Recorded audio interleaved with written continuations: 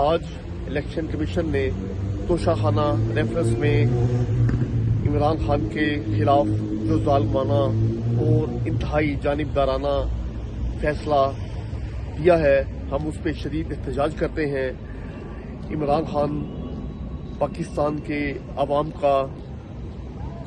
عظیم leader ہے، آج بھی عمران خان کا ہے اور کل بھی عمران خان کا ہے۔ ہم یہ بتانا چاہتے ہیں کہ اس فیصلے سے جو ہے ملک میں انتہائی انارکی جو ہے وہ پھیلے گی اور ملک جو ہے وہ مزید انتشار کی طرف جائے گا۔ ہم انشاءاللہ تعالی اس فیصلے کے خلاف قانونی طور پہ ہر محاذ پہ جنگ کریں گے، اور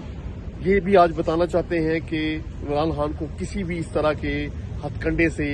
اقتدار سے دور نہیں رکھا جا سکتا، کیونکہ جس لیڈر کے ساتھ عوام کا ٹھاٹھے مارتا ہوا سمندر ہو،